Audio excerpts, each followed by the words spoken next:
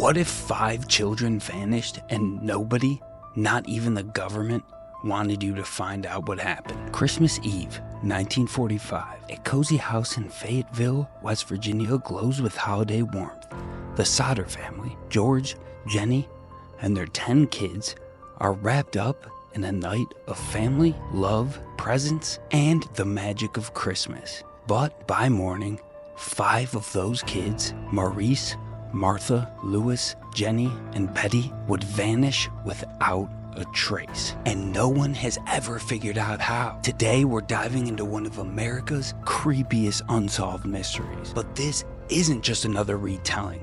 I've dug deep into details you won't find in any other video. Things that will make you question everything. Stick around, hit that subscribe button, and let's unveil the fate of the Sodder children.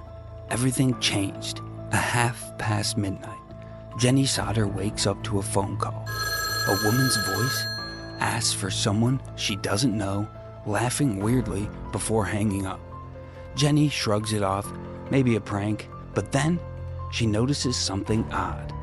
The lights were on, the curtains open, and the front door was unlocked.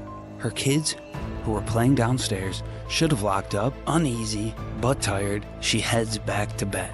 An hour later, a bang on the roof jolts her awake again.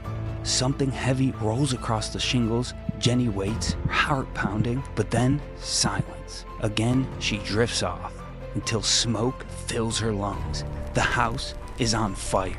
And here's where it gets wild.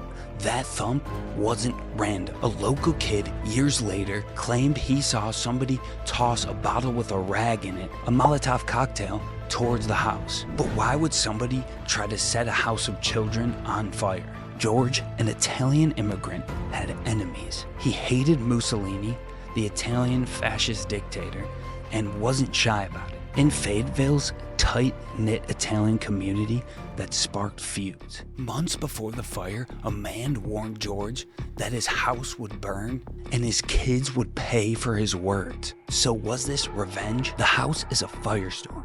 George and Jenny scramble, grabbing 4 kids: John, George Jr., Myron, and baby Sylvia. 5 others, Maurice, Martha, Louis, Jenny, and Betty, never seen again. George smashes a window to get back in, but the flames block the stairs. He tries his ladder, gone. His coal truck parked nearby won't start, and the water barrels frozen solid. Every move to save his kids failed, like someone was planning it. The fire lasted just 45 minutes. Too short and too cold to cremate 5 bodies. And here's something rarely mentioned. A local crematorium expert told the Sodders that even in industrial fires, full bone fragments would still remain. Yet, not one single bone was ever found. Even more strange, no smell of burning hair or flesh, which any firefighter will tell you is unmistakable. Something wasn't adding up. Then Sylvia finds a weird gadget in the yard, a hollow rubber ball with a cap, like a homemade bomb. George, a World War II vet, says it's an incendiary device. Maybe what Jenny heard hit the roof. The police, they shrug it off as junk. But get this, a local historian in 2005 uncovered that similar devices were used in arson cases in the area. Why did it take 60 years for anyone to connect the dots? Years pass, but the Sodders never stop searching. In the 60s, Jenny gets a letter with no return address. Inside, a photo of a man in his 20s who looks eerily like Louis, one of the missing kids. Grown up. Handwriting on the back reads, Louis Sodder, I love you, brother Frankie, A90132. And here's what no other video tells you. That number, it matches an Italian post-World War II prisoner ID. The Sodders had quietly hired a private investigator who disappeared mid-case. Gone, no trace, no follow-up. Then came the sightings. A woman claimed to have seen the children peering from the passing car during the fire. Then, a motel maid said she cleaned a room the next day. 5 children stayed overnight with an Italian-looking man. Could the children have been kidnapped and smuggled back to Italy? By the 1980s, George and Jenny were gone. but their kids kept the fight alive. Sylvia, the youngest survivor, died in 2001, still hoping for answers.